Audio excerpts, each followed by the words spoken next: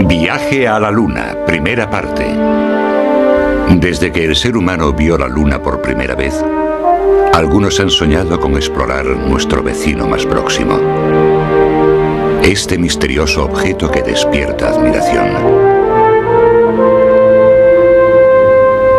Pero cuando las futuras generaciones miren hacia atrás, tal vez se sorprendan al saber por qué fue el hombre a la Luna, ya que su antiguo sueño de exploración casi no tuvo nada que ver con lo que llamó Proyecto Apolo. Quien piense que el programa Apolo fue un gran viaje de exploración o un esfuerzo científico está loco. A la gente no le tienta tanto la exploración, pero sí que les tentaba vencer a los rusos.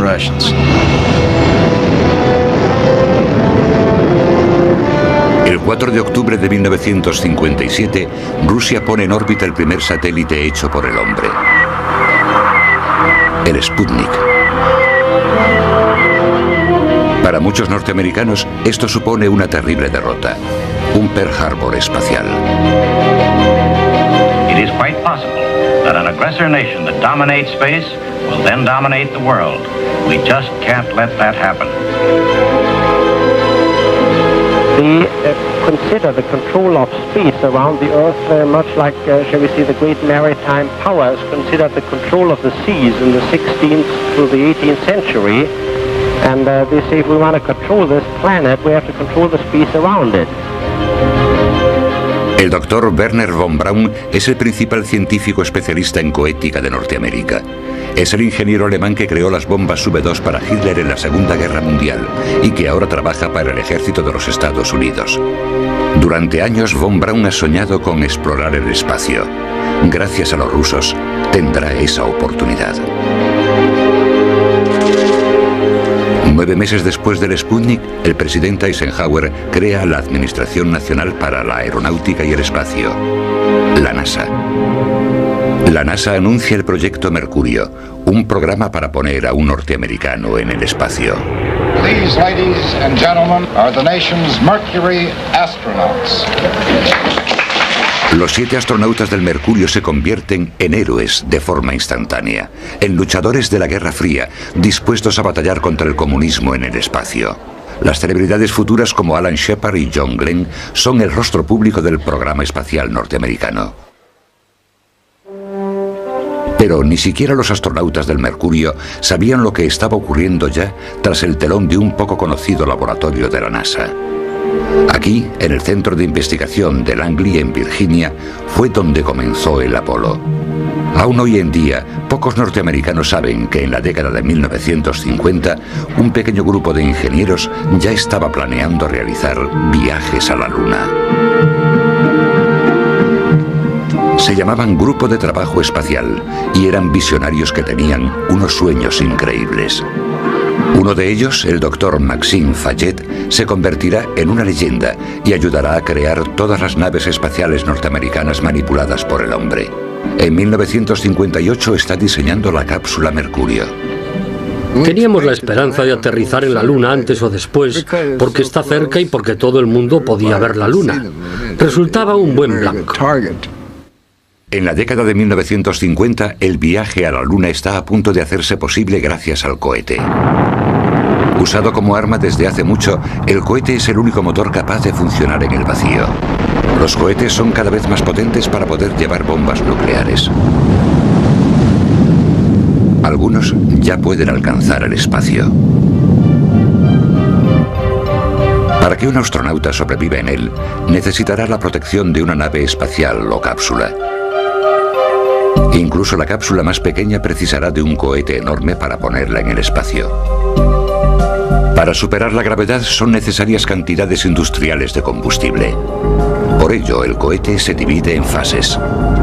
A medida que cada una de ellas consume su combustible, se desconecta del resto para ahorrar peso. Cuando la cápsula alcanza por fin el espacio, el cohete que la ha llevado hasta allí ya no existe.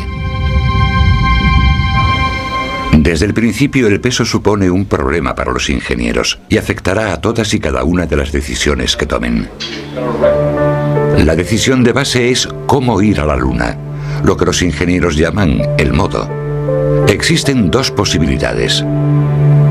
La primera, el ascenso directo, que utiliza un único cohete para enviar una nave espacial a la Luna. Es la forma en la que siempre imaginamos que se iría. Pero para enviar la nave tan lejos, haría falta un cohete enorme, más grande que la Estatua de la Libertad, un monstruo denominado Nova.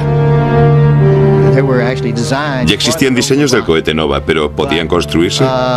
El tema más importante relacionado con el cohete Nova era si se podía construir y que, en caso de tener algún problema con él, podía destruir una buena parte de Cabo Kennedy, debido a la enorme cantidad de propulsor que necesitaba. Wernher von Braun prefiere un modo diferente. Cita en órbita terrestre, o EOR. La EOR utiliza dos cohetes pequeños. Uno envía la nave hacia arriba, el otro envía el combustible. Los astronautas se acercan al depósito de combustible, llenan su nave y se dirigen hacia la Luna. El ascenso directo es sencillo, pero precisa de un cohete enorme. La cita en órbita terrestre utiliza cohetes más pequeños, pero resulta más complicada. La elección del modo resultará ser la decisión más importante del programa Apolo, porque lo determina todo. El tipo de nave, el cohete, la preparación, el presupuesto y el calendario. Si se elige mal, se pierde ante los rusos, y es posible que nunca se llegue a la Luna.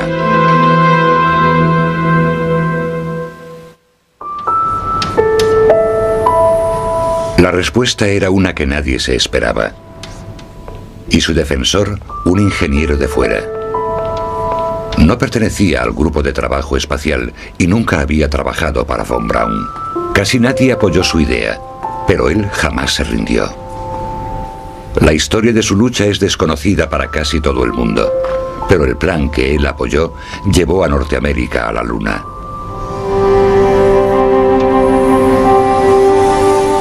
Se trata del doctor John Hubble. En 1959 está convencido de que ambos modos, tanto el directo como la cita en órbita terrestre, fracasarán, porque la nave necesaria para alunizar es demasiado grande. Era un vehículo de tamaño similar al del Atlas. En el cabo son necesarios 3.000 hombres, una plataforma de lanzamiento, un recinto de lanzamiento completo para hacer que un Atlas despegue de la Tierra. Pretendían aterrizar con algo del tamaño de un Atlas sobre la Luna, marcha atrás y sin ayuda alguna. Me pareció absurdo.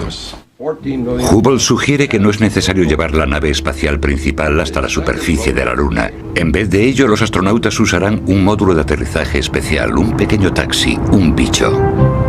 En alguna ocasión lo llamábamos el vehículo de excursión lunar, a veces lo llamábamos el bicho, otras la goleta lunar, pero la idea consistía en llegar allí y orbitar la Luna, decidir dónde aterrizar y hacerlo con la pequeña nave manteniendo el módulo de mando en órbita, que sería como un vigía solitario observándolo todo. Después de llevar a cabo la exploración, despegaríamos de nuevo. Ascenderíamos, nos reuniríamos con el módulo de mando, nos desharíamos de la cápsula porque ya habría cumplido su misión y regresaríamos a la Tierra con total normalidad.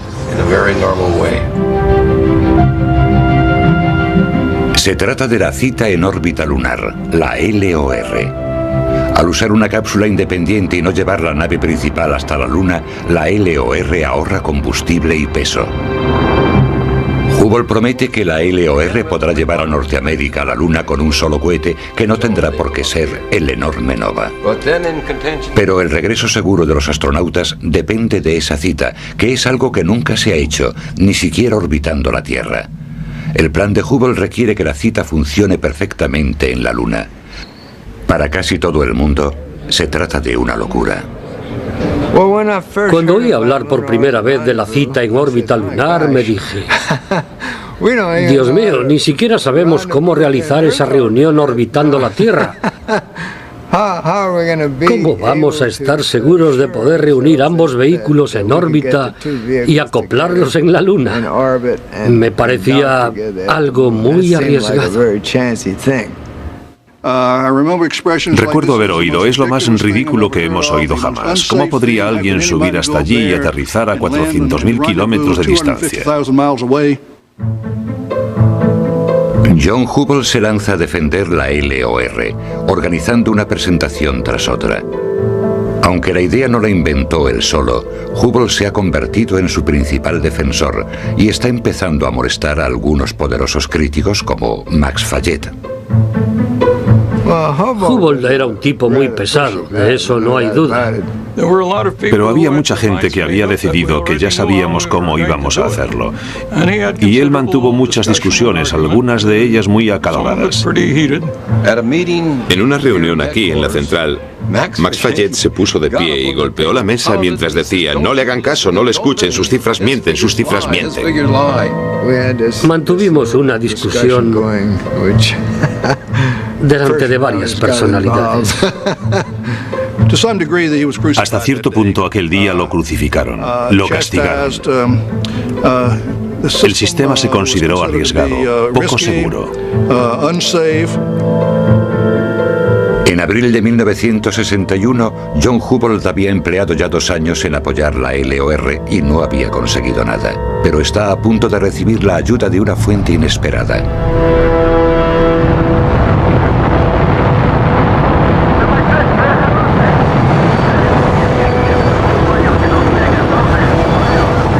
El 12 de abril de 1961, los rusos envían al primer hombre al espacio, Yuri Gagarin.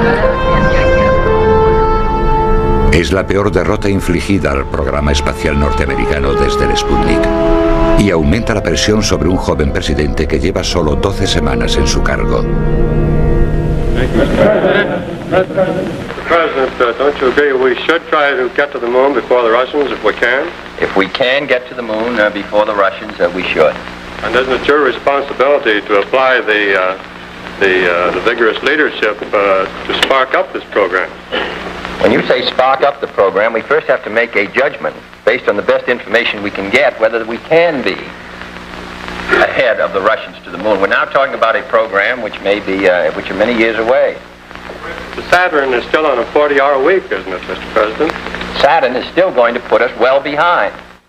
2 días después del vuelo de Gagarin, Kennedy le pide a Theodore Sorensen, asesor de la Casa Blanca, que pregunte a la NASA cuál es el proyecto espacial que podría vencer a los rusos. Le responden que un aterrizaje en la Luna. ¿Podemos ser los primeros en hacerlo?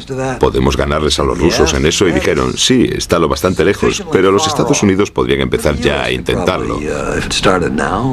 Y eso les daría la oportunidad de vencer a los rusos. Yo sabía que Kennedy estaría encantado de oír eso. Sorensen informa a Kennedy. Para él se trata de un momento decisivo. Y me dijo, creo que deberíamos intentar llegar a la Luna. Antes hay un montón de cosas complicadas que debemos solucionar, pero creo que esa sería la mejor solución, si es que somos capaces. Pero no todo el mundo está de acuerdo. Los miembros de un comité encabezado por Jerome Wisner del MIT se oponen a ir a la Luna e incluso a enviar un hombre al espacio. Su informe secreto advierte de que la muerte de un astronauta podría dejar quedar a Kennedy en muy mal lugar.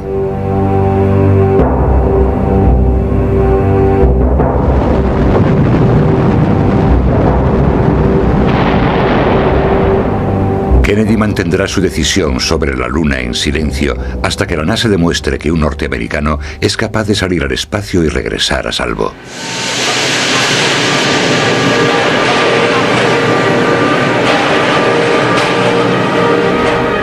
Ese hombre será Alan Shepard. A diferencia de Gagarin, el vuelo de Shepard se emitirá en directo por la televisión.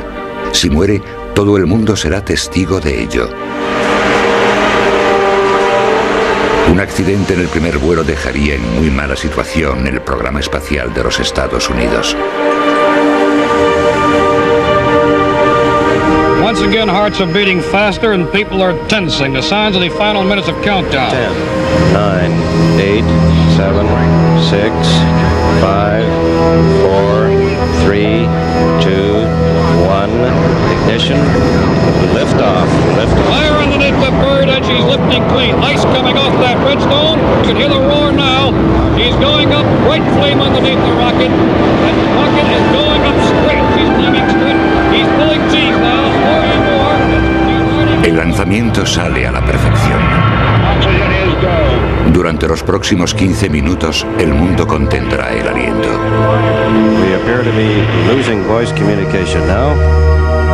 Durante la reentrada, la radio enmudece como se esperaba. Para millones de espectadores, Shepard ha desaparecido en medio de lo desconocido.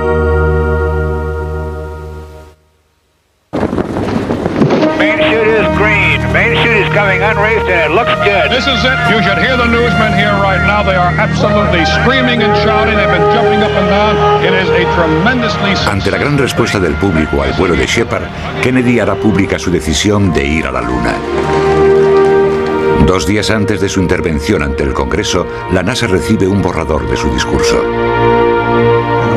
Una cosa que nos preocupó mucho fue que incluía la fecha de 1967. Pensamos que aquello estaba bien en cuanto a planificación, a la gestión, pero el país no debía jugarse el cuello hasta ese extremo. Y entonces llamamos a Ted Sorensen, que dijo, como pueden imaginar, ¿y qué me recomienda? A lo que Jim Webb contestó, dentro de esta década. Para algunos la nueva década comenzaba el 1 de enero de 1970, pero técnicamente lo hacía el 1 de enero de 1971, así que ahí teníamos un margen de juego y Kennedy decidió jugar con esa ventaja. I believe that this nation should commit itself to achieving the goal before this decade is out of landing a man on the moon and returning him safely to the earth. No single space project in this period will be more impressive to mankind or more important for the long-range exploration of space. Norteamérica se encamina hacia la Luna. Kennedy no solo ha tomado la decisión, sino que ha establecido una fecha límite. Pero los ingenieros de la NASA no pueden comenzar hasta que decidan el modo de acercamiento que utilizarán. Después de 2 años de frustración, John Hubble arriesga su carrera, puentea a quien haga falta y escribe directamente a Robert Simmons. 15 de noviembre de 1961. Estimado Dr. Simmons, la cuestión importante en este tema es, ¿queremos llegar a la Luna o no?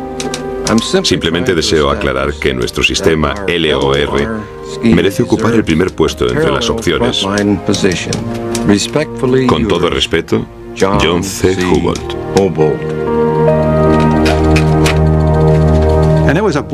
Era una carta mordaz. Al principio pensé, ojalá este tipo me dejara en paz. Tal vez debería llamar a su jefe, el director del laboratorio, y decirle que nadie debería saltarse 6 o 7 niveles de gestión como lo ha hecho él. Pero también pensé, puede que tenga razón.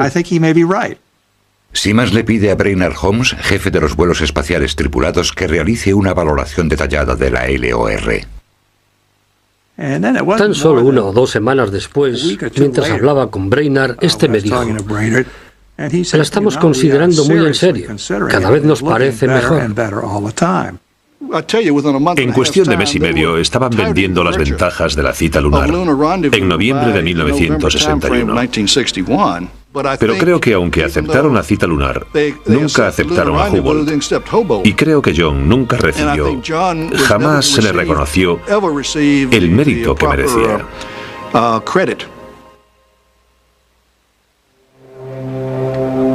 En julio de 1962, la NASA anuncia que utilizará la cita en órbita lunar para llegar a la Luna.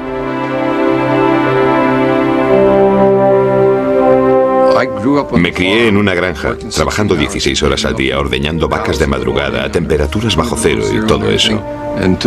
Por lo que para mí saber que tenía algo que ver en uno de los mayores logros de la humanidad me hacía sentirme muy especial.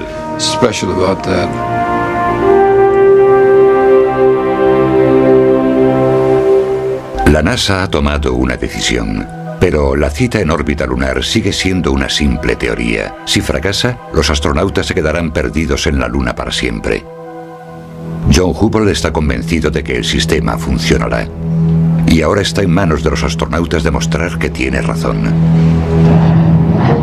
Será necesario un vuelo de precisión a unas velocidades elevadísimas, con muy poco margen de error. Por eso, en primer lugar, se seleccionaron pilotos de prueba militares. Para realizar la cita necesitarán una nave espacial que puedan maniobrar, una máquina voladora controlada por el piloto.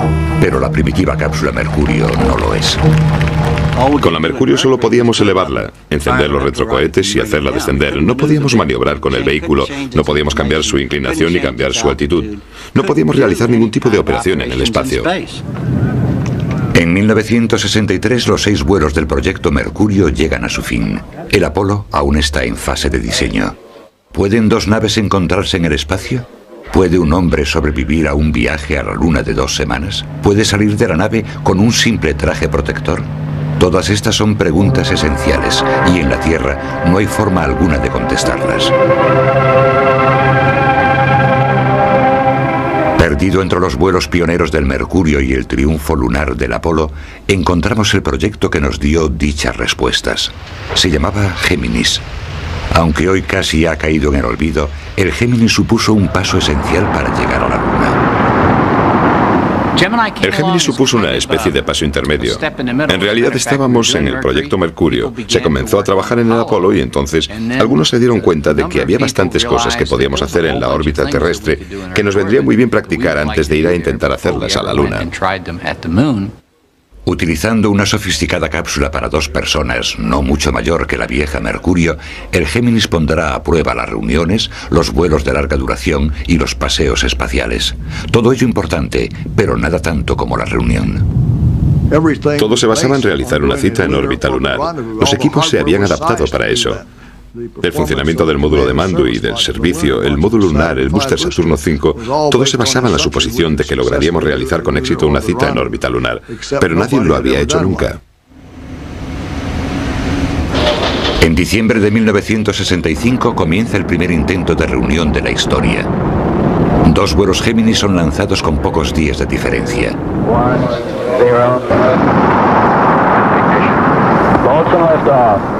Será una especie de ensayo general en la órbita terrestre de lo que deberán hacer en la Luna.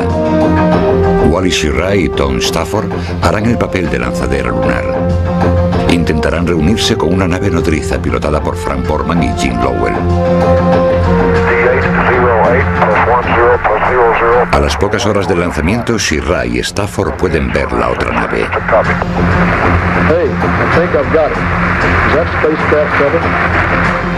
Ahora todo depende de Schirra.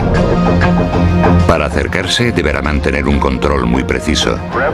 Pero cada maniobra realizada consume el preciado combustible. La clave de una reunión espacial es una coordinación exacta, con delicados toques de timón y maniobras muy cortas. Había que concentrarse, usar las 2 manos, cabecear, balancear, moverse y respetar la formación de vuelo. Separadas por unos pocos metros, cada nave se mueve, en realidad, a más de 25.000 kilómetros por hora, como un coche que sigue a otro muy de cerca a una velocidad suicida. Solo un control admirable evita que se alejen o que se estrellen. Todo se resume con la frase, hacer lo que hay que hacer. Ask them what their range is now. 6, what's your range? Yeah, we're sitting up here playing bridge together. We're in formation with 7. Everything is go here. We did it. Roger, congratulations. Excellent. Pretty exciting. Roger. La habilidad de Schirra y su dosificación del combustible demuestran que es posible reunirse en el espacio. Wally era el mejor para aquello. Consiguió hacerlo paso a paso, como era debido, y mejoró todos los cálculos de consumo de combustible que se habían realizado. Tras su éxito con la maniobra de encuentro, Schirra y Stafford regresan a la Tierra. Frank Borman y Jim Lowell permanecen en el espacio para realizar un vuelo de 14 días de duración. Es una prueba para ver cómo va a reaccionar el cuerpo humano durante el verdadero viaje. En la época del Géminis ya sabían que los globos oculares no acusaban el cambio. Sabían que se podía beber, que se podía dormir. Las dudas eran, ¿se podía funcionar después de una semana en el espacio al mismo nivel del principio? No sabíamos cómo soportaría el cuerpo un periodo tan largo. Y para poder ir a la Luna teníamos que saberlo. Para disgusto de Frank Borman, su vuelo es sobre todo un experimento médico dirigido por médicos. Una de las cosas que aprendí en el programa de la NASA es que si les das una mano a los médicos te cogen el brazo y todo lo demás. Por eso despegué con una aguja EEG clavada en la cabeza y todo lo demás que se les pueda ocurrir. El hecho de estar allí confinados como sardinas en lata ya era toda una prueba. Y claro, estás sentado al lado de tu compañero. Y 2 semanas enteras con Frank Borman. 2 semanas con Frank Borman en cualquier sitio son un verdadero reto. El caso es que Frank tenía un libro titulado Pasando las canutas que intentábamos leer. También nos cantábamos el uno al otro. Recuerdo que en aquella época Nat King Cole tenía una canción muy popular.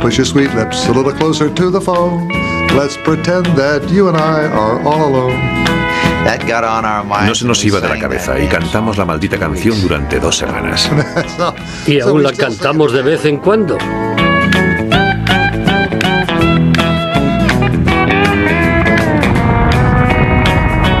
Ahora bromean, pero en 1965 Borman y Lovell son los conejillos de indias de los médicos. Habían aguantado 14 días ingrávidos, pero ni siquiera los médicos sabían qué podía pasarles cuando volvieran a la gravedad. Sí, les preocupaba que en el momento del aterrizaje, cuando de repente nuestros corazones volvieran a bombear sangre en un medio con gravedad, pudiésemos tener problemas o desmayarnos. Algunos creyeron que podríamos morirnos, pero ni siquiera nos mareamos. Durante las 2 primeras horas casi tenía que concentrarme en enviar órdenes a mis piernas. Derecha, izquierda, derecha, izquierda. Mi madre lo vio por televisión y yo luego vi la grabación y parece que tenía los pantalones tiesos porque caminaba esforzándome mucho. Cuando salieron de allí, lo que notaron fue que el resto de la gente olía raro. Era como si hubiesen estado atrapados en el asiento delantero de un coche pequeño durante 2 semanas. Cuando salieron de allí, creo que estaban encantados, pero seguramente no se dieron cuenta de lo mal que lo habían pasado.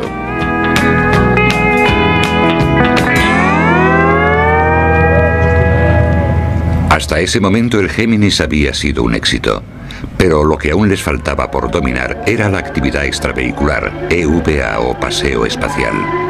De nada sirve ir a la Luna si no se puede salir de la nave y dar un paseo. La NASA lo sabe y los rusos también.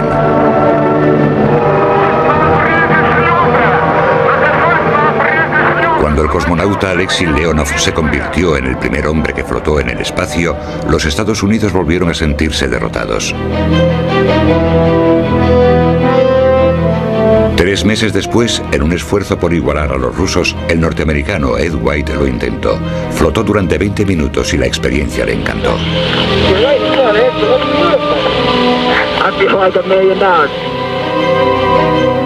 Hasta ahora parece sencillo, pero no es más que un peligroso engaño. Antes de que el proyecto Géminis llegue a su fin, la EVA pondrá en peligro la vida de 3 astronautas.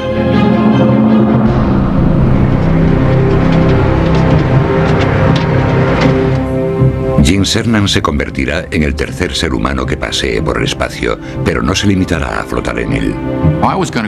Tenía que salir y tenía que hacer trabajos fuera.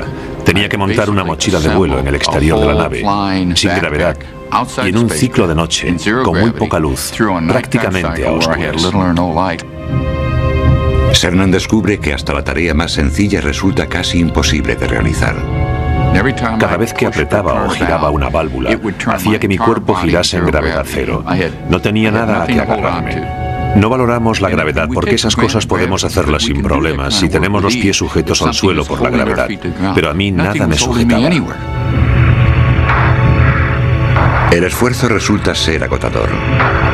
En cuestión de minutos está sudando a mares. Aquello no era lo que tanto Cernan como su comandante Stafford esperaban.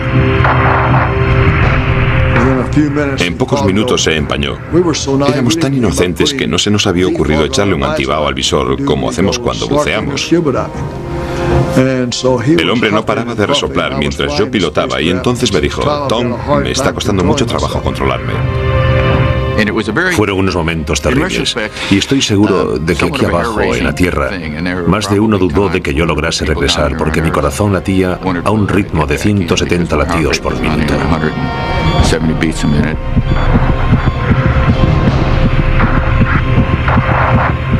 La situación no me gustaba en absoluto. La NASA no quiso mostrar su preocupación, pero perder un astronauta durante una EVA era un miedo muy real. Horas antes del comienzo del vuelo, Dick Slayton, jefe de la oficina del astronauta, había hablado con Tom Stafford en privado sobre lo impensable.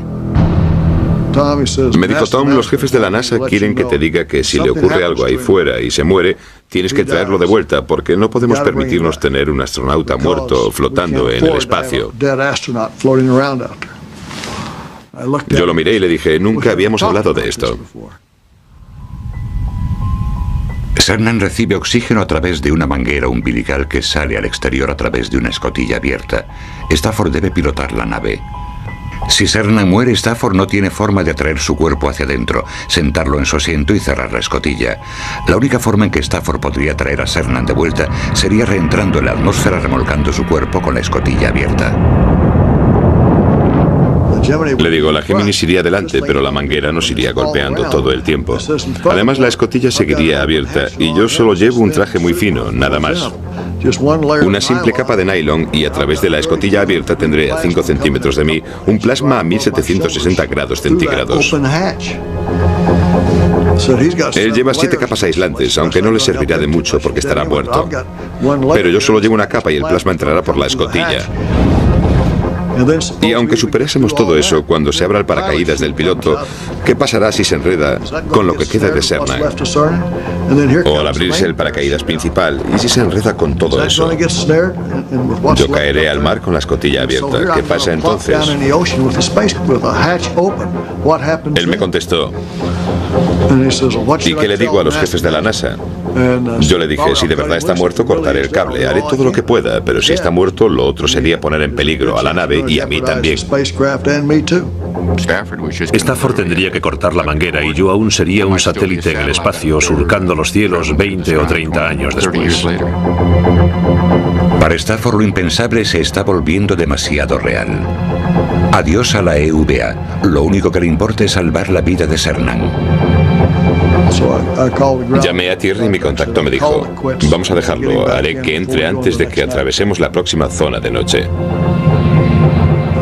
Le hice entrar y casi no se podía mover. Cuando abrió el visor estaba totalmente rojo, como si hubiese estado demasiado tiempo dentro de una sauna. Aterrizamos al día siguiente y se llevaron su traje directamente a Houston. De cada bota sacaron más de medio kilo de agua. Creo que en total perdió 5 kilos en las 2 horas y 5 minutos que pasó en el exterior. Los 2 siguientes intentos de actividad extravehicular obtuvieron resultados similares. Todos olvidamos la tercera regla de Newton.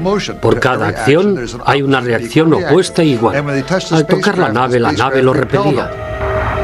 En calidad de ingenieros comenzamos a decir: hemos realizado 3 misiones en las que las EVA no han salido bien. ¿Qué pasa?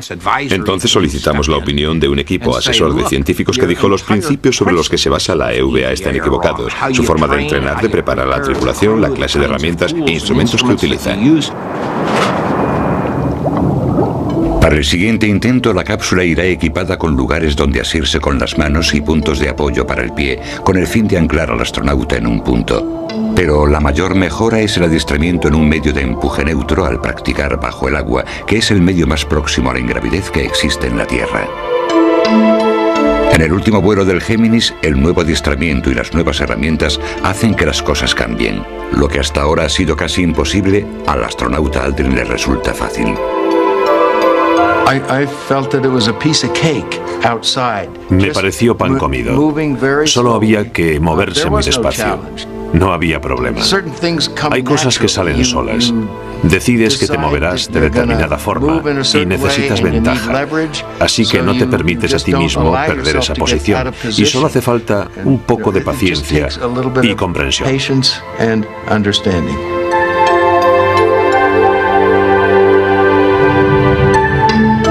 En noviembre de 1966, el proyecto Géminis llega a un triunfante final. A pesar de haber sido un añadido tardío, ha puesto a prueba todas las técnicas que necesitará el Apolo para llegar a la Luna. Teníamos que aprender a hacer todas las cosas para demostrar que se podían hacer antes de pensar incluso en ir a la Luna en el Apolo. Y el Géminis en su contexto histórico fue quizás tan importante como el Apolo, porque sin el Géminis no habría habido Apolo. Por fin habíamos encontrado la forma de hacer EVA sin empañar el visor. Encontramos la forma de hacer reuniones en órbita. Encontramos la forma de hacer vuelos de larga duración. Y si no hubiésemos hecho nada de eso y dijésemos, ala, vamos a la Luna, sin el Géminis habría sido un desastre.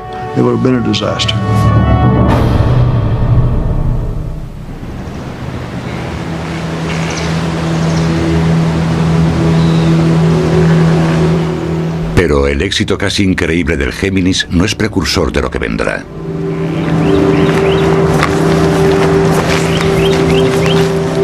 Encerrados en un edificio anónimo del Centro de Investigación de Langley están los restos físicos del peor momento del Apolo.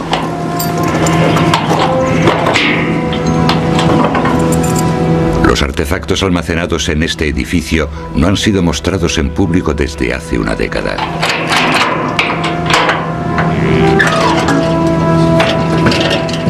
En su momento constituyeron pruebas. Hoy son el recuerdo doloroso de un sueño roto.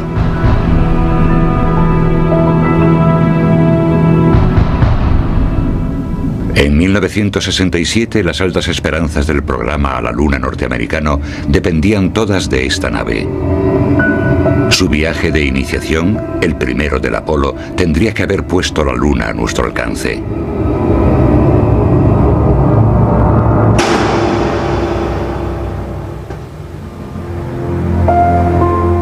Pero no iba a ser así.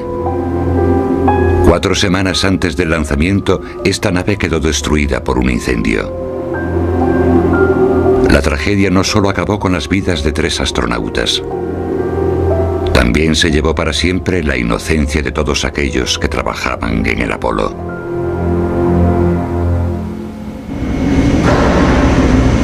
Estamos en enero de 1967, 10 semanas después del fin del proyecto Géminis. La nueva nave Apolo está casi lista para su vuelo de prueba. La tripulación está formada por Gus Grissom, Ed White y Roger Chaffee. Chaffee es un novato. Este será su primer vuelo. Ed White voló una vez en el Géminis. Fue el primer norteamericano que paseó por el espacio. Gus Grissom, uno de los 7 del Mercurio, es el más experimentado. Este será su tercer vuelo y piensa hacer aún más. Gus, what do you think your chances are for an Apollo flight? I think they're pretty good. I expect to be around for most of the Apollo program. You think you will one day make one of the trips to the moon, then? I'm planning on it. Poco antes del despegue se realizan 2 pruebas muy importantes. Una es para ver si hay fugas. Sellan la cápsula, aumentan la presión de su interior y comprueban si aguanta. La segunda prueba es una especie de cuenta atrás, un ensayo general de lanzamiento. La tripulación está en la cápsula, la escotilla sellada y la nave se llena de oxígeno puro. Para ahorrar tiempo, la NASA realiza estas 2 pruebas a la vez. Comprueban si hay fugas a alta presión mientras la tripulación está dentro con oxígeno puro. La combinación es letal. Había 1 kilo de oxígeno por centímetro cuadrado en aquella nave y a 15 psi de oxígeno el aluminio se quema. Después de varios años de realizar la misma prueba con cada cápsula Mercurio y Géminis, la NASA no tiene miedo del oxígeno puro a altas presiones. El 27 de enero de 1967, la suerte cambió. Surgen problemas de comunicación y Grissom se siente frustrado.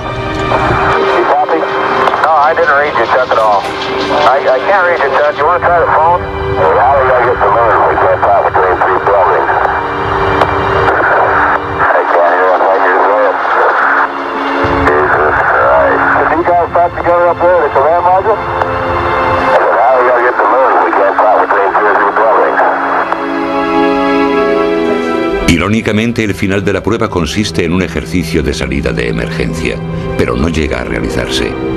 A las 6:31 de la tarde, en algún punto de los kilómetros de cables, salta una chispa.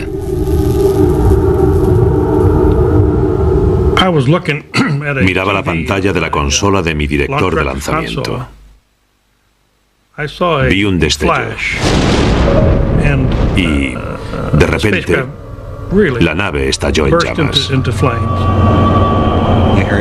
Oímos los gritos que salían de la nave y después la calma. Y la gente de la plataforma de lanzamiento gritaba no sé qué de un incendio. En el oxígeno a alta presión, el fuego se convierte en un infierno rápidamente. Sentado en el medio, Ed White intenta desesperadamente abrir la escotilla, pero esta se abre hacia adentro. Al presurizar la nave, era imposible que Ed White pudiera abrir la escotilla hacia adentro. Toneladas de fuerza la mantenían cerrada. Los técnicos de la plataforma de lanzamiento tardan 5 minutos en abrir la escotilla. Y cuando lo hicieron, la tripulación había muerto.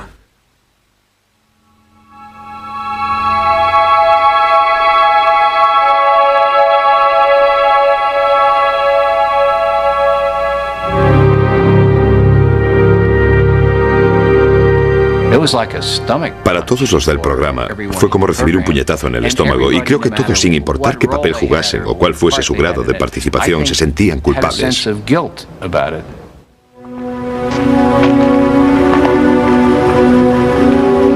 En algún lugar alguien se debió olvidar algo. Uno de nosotros pasó algo por alto y, por lo tanto, dejamos colgada a la tripulación.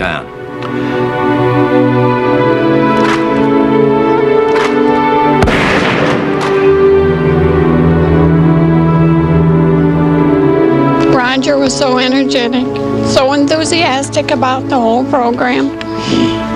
And we're sure that as long as he had to leave this world, he's happy in his spaceship anyway. No anger at what's down at Cape Kennedy? What will continue? What will follow? None whatsoever. The price of progress comes high at times.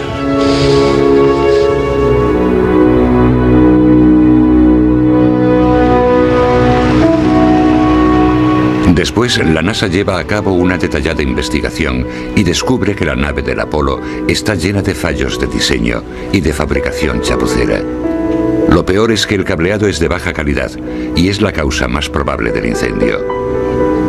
Se realizan más de 100 cambios de diseño, una escotilla que se abre hacia afuera en 7 segundos, mejor aislamiento del cableado, mejor material ignífugo, y para todas las pruebas se acabó el oxígeno puro. Esta nave no llegó a ser lanzada, y sin embargo, es posible que haya contribuido más que ningún otro vuelo a la meta final de llegar a la Luna.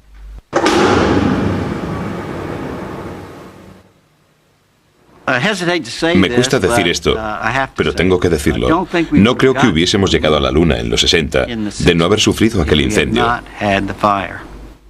Ya sé que es terrible, pero creo que es verdad.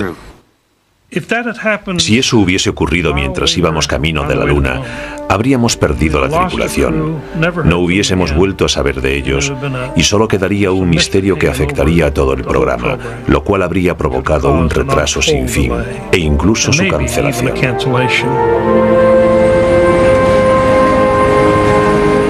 Pero por muy mejorada que esté la nueva nave, sigue sin poder llegar a la Luna sin un cohete enorme y potente.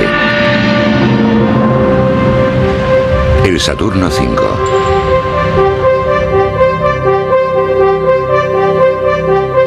Mercurio y Géminis utilizaron cohetes militares reconfigurados que habían sido fabricados para transportar ojivas. El Saturno V se creó única y exclusivamente para explorar el espacio. Medía 110 metros de altura. Pesaba 2.720.000 kilos, pero más del 90% de ese peso era del combustible. 4.546.000 litros. Tanto combustible no duraba mucho. Los 5 motores de su primera etapa quemaban 15 toneladas métricas de combustible por segundo. Este era el único cohete capaz de enviar el Apolo a la Luna. Y hubo una época en la que nadie sabía siquiera si funcionaría. Esta máquina increíble fue creada por Wernher von Braun y su equipo del Marshall Space Flight Center. Dentro de la NASA, el grupo Marshall es famoso por el extremo cuidado con el que trabajan sus ingenieros. Algunos de los que estaban en la central llamaban la siderúrgica al Marshall, porque todos sus vehículos se diseñaban de forma muy conservadora, con unos factores de seguridad que, basándonos en los niveles actuales, resultarían excesivos. Sin embargo, hay una cosa que debemos reconocer: funcionaban. Pero la ingeniería conservadora de Von Braun tiene una pega. Su equipo trabaja despacio, poniendo a prueba sus cohetes fase a fase. A ese paso pasarán años antes de que el Saturno V esté acabado. El doctor George Miller, director de vuelos espaciales tripulados, encuentra la forma de reducir el calendario, probarlo todo a la vez en una especie de test general. Von Braun y su equipo se quedan horrorizados. Venderle esto al equipo alemán fue difícil. No se lo creían. Ellos preferían ir con cuidado, paso a paso. Su reacción fue: está usted loco, no puede hacer eso. Eso fue lo que me dijeron. Von Braun tiene buenos motivos para ponerse nervioso. El Saturno tiene la potencia de una pequeña bomba nuclear. Miles de piezas deben encajar y funcionar a la perfección, o podría explotar sin previo aviso. Solo para separarlo de la Tierra, unos enormes mecanismos deben funcionar con una coordinación perfecta. Uno es la gigantesca torre de lanzamiento con sus enormes brazos de servicio. 5 permanecen conectados hasta que el cohete empieza a moverse. Bajo la plataforma de lanzamiento, un enorme deflector de llamas canaliza el chorro hacia los lados. Sin eso, los gases calientes ascenderían y el cohete se destruiría a sí mismo. 4 brazos de sujeción retienen el cohete hasta que el nivel de impulso es el correcto. Cuando los brazos se retiran, deben hacerlo todos con un margen de 50 milésimas de segundo, o el Saturno volcará. Los 5 brazos oscilantes restantes, que pesan entre 20 y 30 toneladas cada uno, deben retraerse en cuestión de segundos. El pájaro debe ascender unos 5 centímetros antes de que el brazo comience a bascular. Y son unos momentos terribles, se lo aseguro. En 1967, el cohete y el complejo de lanzamiento están listos. El 9 de noviembre, a las 7 de la mañana, el equipo de lanzamiento de Rocco Petrone da la señal de salida. Comienzas a contar y más o menos a los 6 segundos das la primera señal de encendido.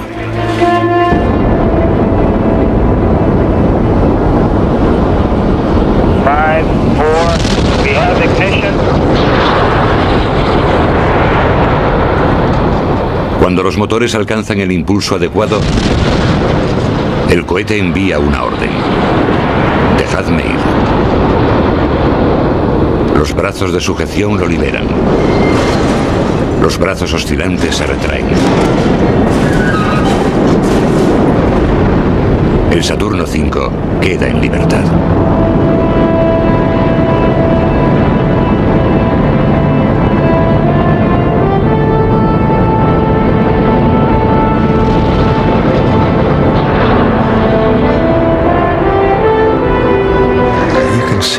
Cuando por fin despegó, en nuestras caras se reflejaba el triunfo. Yo estaba con Werner y con algunos de sus colaboradores. Dijeron: parece increíble, todo ha salido bien.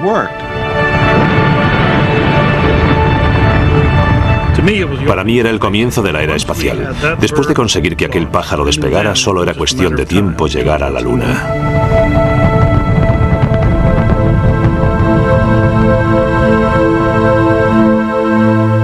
El Saturno V ha funcionado a la perfección en su primera prueba no tripulada. En cuestión de poco más de un año, Frank Borman, Jim Lovell y Bill Anders se convertirán en los primeros tripulantes del Saturno V, que los llevará hasta la Luna. 30 años después nos reunimos con Borman, Lovell y Anders en Chicago, lo que nos permite repasar el peligroso viaje del Apolo 8 y recordar su misterioso comienzo. North American Aviation. Frank Borman, please. Todo era súper secreto, ni siquiera hablaban de ello o nos dejaban hablar de ello por teléfono. Por eso tuve que volar hasta Houston para que me lo dijeran en persona, y eso a pesar de que habíamos cambiado de misión. Antes de subir a aquel avión, ¿no sabías que iba a haber un cambio? No lo sabía. No tuve ni idea hasta que entré en el despacho de Slayton. Lo juro por Dios. Dime, ¿te dio alguna opción o te dijo sin más que la misión había cambiado? No, me dijo que la CIA se había enterado de que los rusos iban a despegar antes de fin de año y que Love quería enviar el Apolo 8 a la Luna.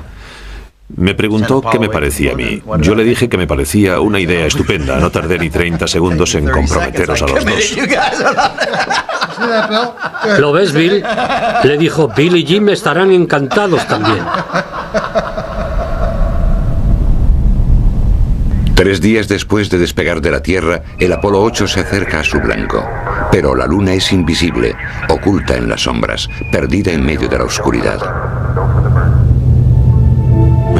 Todo estaba oscuro. Lo único que veíamos era un agujero negro sin estrellas. Dimos por hecho que aquello era la Luna. Aquel fue el único momento del vuelo en que se me erizaron los pelos de la nuca cuando nos dirigíamos hacia aquel enorme agujero negro. Los que planificaron la misión habían calculado el instante concreto en el que la tripulación debería ser capaz de ver salir la Luna a la luz del Sol si todo funcionaba a la perfección. Una de las cosas que nos indicarían si íbamos por buen camino o no era un punto concreto del plan de vuelo cuando al mirar hacia abajo veríamos al sol naciente impactar en la superficie lunar. Recuerdo el asombro que sentí hacia los que habían realizado aquellos cálculos. En el segundo exacto en el que se suponía que debíamos verlo, lo vimos. Algo me llamó la atención por mi ventanilla. Eran las montañas de la Luna, allí estaban. Es la primera vez que la humanidad podía ver la cara oculta de la Luna. Era mucho más escarpada que la otra cara, la que siempre vemos desde la Tierra. Parecíamos 3 críos pegados al escaparate de una pastelería con la nariz pegada al cristal. Nos olvidamos del plan de vuelo. Entonces, ocurre algo que nadie había previsto y que resulta ser una imagen aún más asombrosa. Cuando levanté la vista y vi la Tierra en medio de la nada, por encima del horizonte de la Luna, una Tierra que aportaba la única nota de color, una Tierra que parecía muy frágil, muy delicada, de inmediato se apoderó de mí una idea. Hemos venido hasta la Luna y sin embargo lo más importante que estamos viendo es nuestro propio planeta, la Tierra. Aunque su misión consiste en fotografiar la Luna, los 3 se centran en la Tierra. Bill Anders toma una foto que proporciona a la humanidad la primera imagen de nuestro hogar tal y como es. Saliendo de la nada.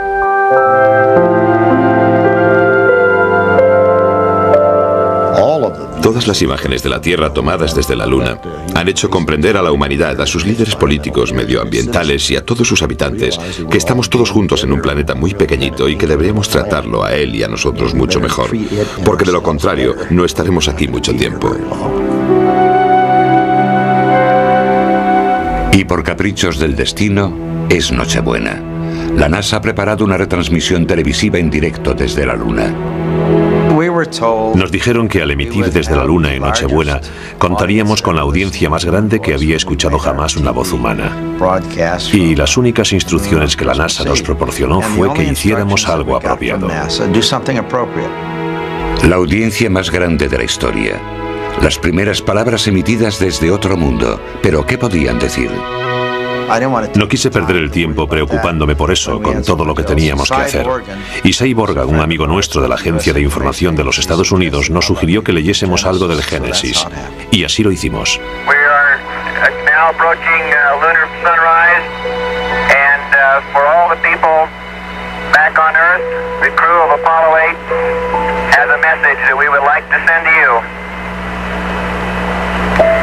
In the beginning, God created the heaven and the earth. And the earth was without form and void, and darkness was upon the face of the deep. And the Spirit of God moved upon the face of the waters. And God said, "Let there be light." And there was light. And God saw the light, that it was good. And God divided the light from the darkness. Ha habido muchas veces en mi vida en las que he llorado, debido a la fuerza, la inmensidad y la belleza de lo que hacíamos. Y aquella fue una de esas veces. And God saw that it was good. And from the crew of Apollo 8, we close with good night, good luck, a Merry Christmas, and God bless all of you on the good earth.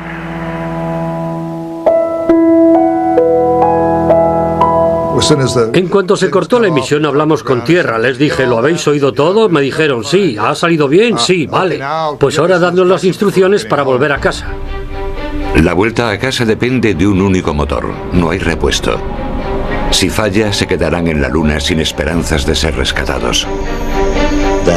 Aquello me tenía preocupado. Sabíamos que nos quedaríamos allí para siempre si el motor no volvía a funcionar. No podíamos pensar en otra cosa. All systems are go. Over. Roger, thank you. Houston, Apollo 8. Creo que el peor de todos aquellos momentos de tensión fue el encendido que nos sacaría de la órbita lunar. Solo teníamos un motor para conseguirlo, y de haber fallado, aún seguiríamos dando vueltas alrededor de la Luna. Les aseguro que los tres teníamos la vista clavada en aquellos instrumentos. Hablábamos de lo que nosotros llamamos encendido TEI, inyección transtierra. Y claro, habíamos pasado 20 horas dando vueltas alrededor de la Luna y estábamos muy cansados. Y cuando estábamos programando el ordenador para encender el motor y tomar la altitud necesaria al entrar en la cara oculta, porque el encendido se produce en la cara oculta y nadie podía oírnos en ese momento desde la Tierra, en el ordenador aparece una señal que nos dice, ¿está totalmente seguro de que desea realizar esta maniobra? Es su última oportunidad para tomar una decisión. Y yo voy y digo, oye Frank, ¿seguro que queremos? Y Frank me dice, aprieta el botón, aprieta el botón. Nunca lo olvidaré.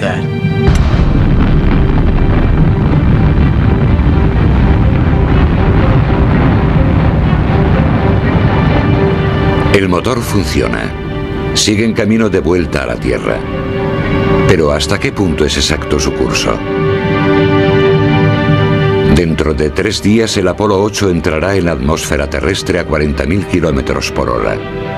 Deben entrar exactamente en el ángulo correcto.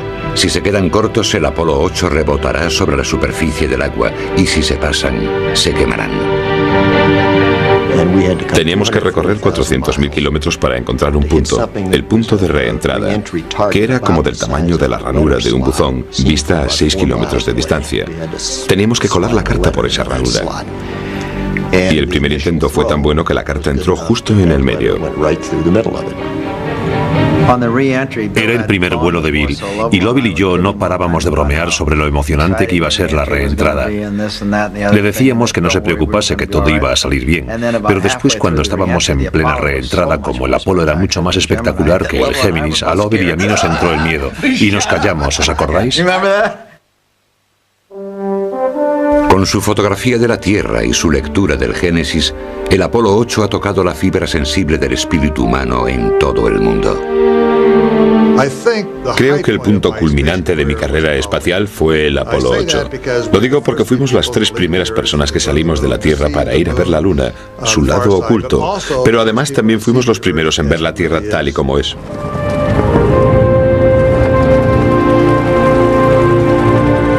Y además ha conseguido cumplir su misión inicial, llegar a la Luna antes que los rusos. Al comprender que habíamos hecho bien nuestro trabajo, que habíamos llegado a la Luna antes que los rusos, sin dudar para nada ya de que el resto del programa también saldría bien, la sensación que tuve fue casi de euforia. Estaba encantado y muy agradecido, porque Dios tuvo que haber estado cuidando de nosotros, o no lo habríamos conseguido. Para mí fue una experiencia muy religiosa. Bill hizo un comentario interesante cuando aterrizamos, porque mientras esperábamos a que nos recogieran, alguien que llamaba desde el barco, el helicóptero, dijo, ¿está la Luna hecha de queso verde? Y Bill le dijo, no, de queso norteamericano. Lo recuerdo como si fuera ayer. Sí.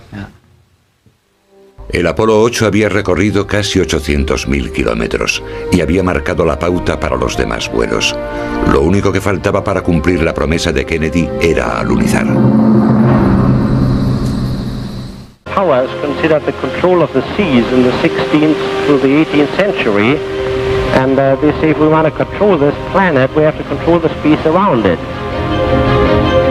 El doctor Wernher von Braun es el principal científico especialista en coética de Norteamérica. Es el ingeniero alemán que creó las bombas V2 para Hitler en la Segunda Guerra Mundial y que ahora trabaja para el ejército de los Estados Unidos. Durante años, von Braun ha soñado con explorar el espacio. Gracias a los rusos, tendrá esa oportunidad. 9 meses después del Sputnik, el presidente Eisenhower crea la Administración Nacional para la Aeronáutica y el Espacio, la NASA.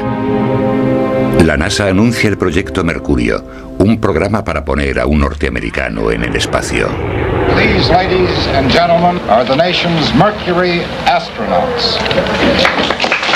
Los 7 astronautas del Mercurio se convierten en héroes de forma instantánea, en luchadores de la Guerra Fría, dispuestos a batallar contra el comunismo en el espacio. Las celebridades futuras como Alan Shepard y John Glenn son el rostro público del programa espacial norteamericano. Pero ni siquiera los astronautas del Mercurio sabían lo que estaba ocurriendo ya tras el telón de un poco conocido laboratorio de la NASA. Aquí, en el Centro de Investigación de Langley, en Virginia, fue donde comenzó el Apolo. Aún hoy en día, pocos norteamericanos saben que en la década de 1950, un pequeño grupo de ingenieros ya estaba planeando realizar viajes a la Luna. Se llamaban Grupo de Trabajo Espacial y eran visionarios que tenían unos sueños increíbles. Uno de ellos, el doctor Maxime Fayette, se convertirá en una leyenda y ayudará a crear todas las naves espaciales norteamericanas manipuladas por el hombre. En 1958 está diseñando la cápsula Mercurio. Teníamos la esperanza de aterrizar en la Luna antes o después, porque está cerca y porque todo el mundo podía ver la Luna. Resultaba un buen blanco. En la década de 1950, el viaje a la Luna está a punto de hacerse posible gracias al cohete. Usado como arma desde hace mucho, el cohete es el único motor capaz de funcionar en el vacío. Los cohetes son cada vez más potentes para poder llevar bombas nucleares. Algunos ya pueden alcanzar el espacio. Para que un astronauta sobreviva en él, necesitará la protección de una nave espacial o cápsula. Incluso la cápsula más pequeña precisará de un cohete enorme para ponerla en el espacio. Para superar la gravedad son necesarias cantidades industriales de combustible. Por ello, el cohete se divide en fases. A medida que cada una de ellas consume su combustible, se desconecta del resto para ahorrar peso. Pero precisa de un cohete enorme. La cita en órbita terrestre utiliza cohetes más pequeños, pero resulta más complicada. La elección del modo resultará ser la decisión más importante del programa Apolo, porque lo determina todo. El tipo de nave, el cohete, la preparación, el presupuesto y el calendario. Si se elige mal, se pierde ante los rusos y es posible que nunca se llegue a la Luna.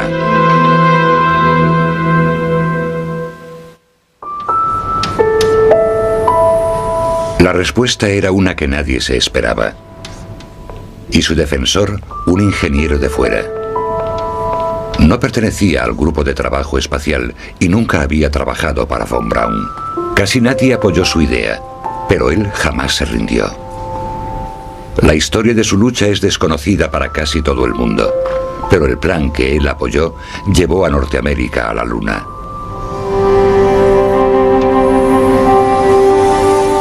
Se trata del doctor John Hubble. En 1959 está convencido de que ambos modos, tanto el directo como la cita en órbita terrestre, fracasarán, porque la nave necesaria para alunizar es demasiado grande. Era un vehículo de tamaño similar al del Atlas. En el cabo son necesarios 3.000 hombres, una plataforma de lanzamiento, un recinto de lanzamiento completo para hacer que un Atlas despegue de la Tierra. La cápsula alcanza por fin el espacio, el cohete que la ha llevado hasta allí ya no existe.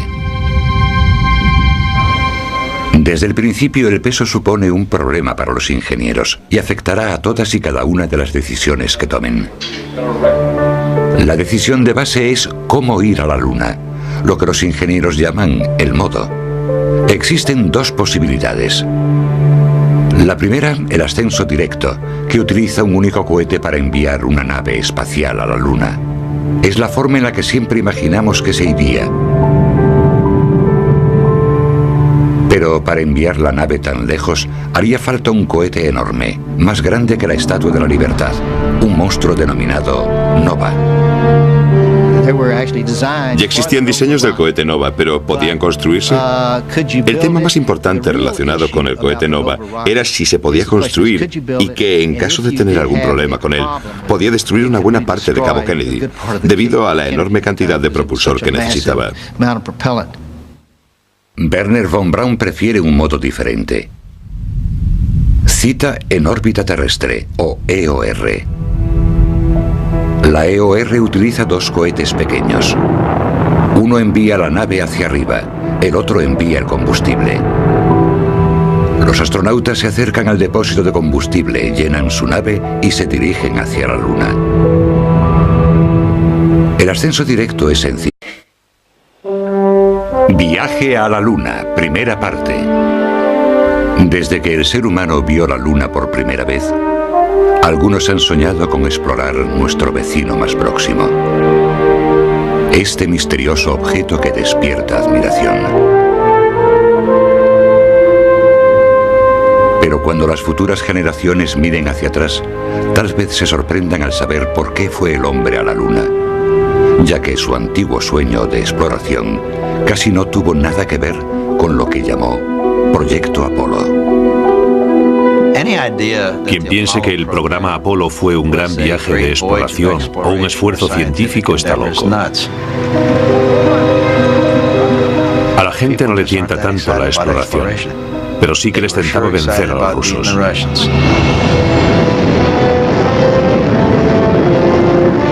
El 4 de octubre de 1957, Rusia pone en órbita el primer satélite hecho por el hombre, el Sputnik.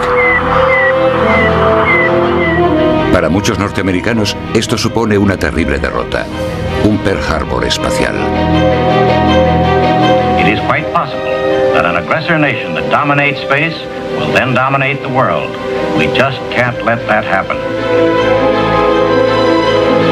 We consider the control of space around the Earth very much like, shall we say, the great maritime